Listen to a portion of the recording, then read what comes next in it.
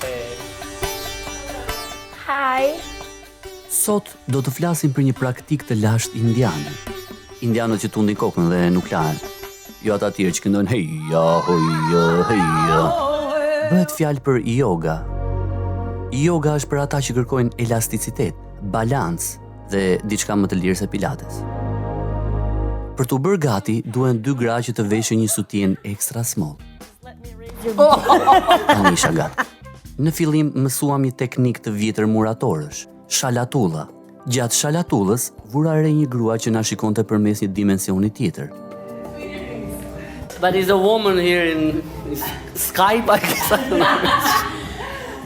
Do donim ta kishin fokusuar, por kameramani nuk di anglisht. Se kapi. Migli po ja merrte dorën. Një lloj edhe unë. Afër kisha një human të vogël shumë posesiv. E di që është nga ana tjetër dhe nuk e kupton. Kjo pamje është kaq e lezetshme sa kush e shikon, nuk është më i njëjti. Ninja. Break it down. E gjora vajzë.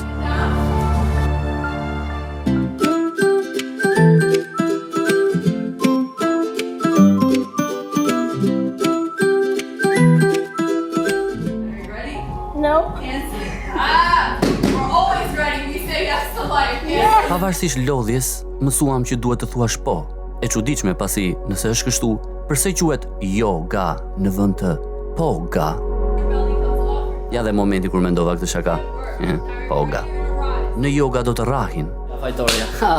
do bëhesh konfuz. Por ti si burr, ngri sutienat dhe vazhdo. Lark.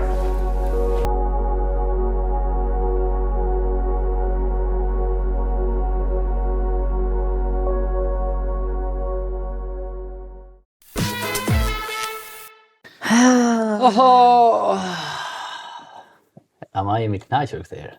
Më vërtet folën për luftën ato vdekjen e atyre të pafajshmëve. Ama u knaqem. U kënaqem mama. A shumë. E po na qetësoi presidenti dhe Flori. Me Florin bëre foto. Me Trumpin kur të vi. Me Trumpin kam frikë se më ngelin se sot e raviolit, du të hap fjalorin, të shoh çajin raviolit. Do ta them unë pas. Okej. E po na mbaroi kjo shishe, ne pas kësaj më them ikim te vena edhe degustojmë në i verë të mirë. Jam shumë dakord. Kështu be. Super. Ndërkohë ju, Ju- natën e mirë. Ose mirëmëngjes. Unë e gjenis nga fundi.